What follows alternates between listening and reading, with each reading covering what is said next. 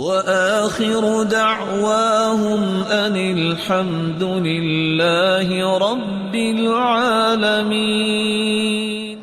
یزید بن حبیب رحمہ اللہ، سفیان ثوری اس کے گھر تشریف لائے، دونوں ہی پائے کے محدث، گھر آ کے کہتے ہیں حدثنی، یزید بن حبیب کو سفیان ثوری کہتے ہیں حدثنی، قال لا، وہ پھر کہتے ہیں حدثنی، قال لا، میں نہیں بیان کروں گا۔ کہا میں آپ کے پاس صرف حدیث سننے آیا ہوں۔ کہا لا حتی تجیء النیہ، اس وقت تک بیان نہیں کروں گا جب تک میری نیت خالص نہیں ہو جائے۔ اس بات کو تھوڑا سا ٹٹولیے کہ میں کیا کہہ رہا ہوں۔ کہا کیا مطلب؟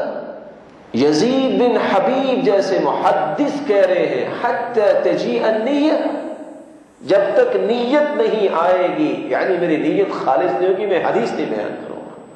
کیا کہتے ہیں؟ میرے دل میں یہ خیال آیا تھا کہ سفیان ثوری جیسا عظیم محدث تیرے گھر میں آیا ہے، تو میں نے کہا جب تک یہ خیال چلا نہیں جائے گا، خالص اللہ کی رضا میرے دل میں آ نہیں جائے گی، میں بھی حدیث نہیں بیان کروں گا۔ میں حیران ہوں اللہ کی قسم ان لوگوں کی زندگیوں پر جن کو اللہ تعالیٰ نے برکت صرف اس لیے دی۔ علم اللہ صدق نیاتہم وبارک فیہم، اللہ تعالیٰ نے ان کی نیتوں کو جانچا، پسند آئی تو اللہ نے برکت دے دی۔ اور میں کیوں کہہ رہا ہوں، صرف ایک بار انسان وقت بھی نکالے اور بات بھی کرے، وہ قبول نہ ہو، اس سے بڑا محروم کون ہے؟ اس سے بڑا محروم کون ہے؟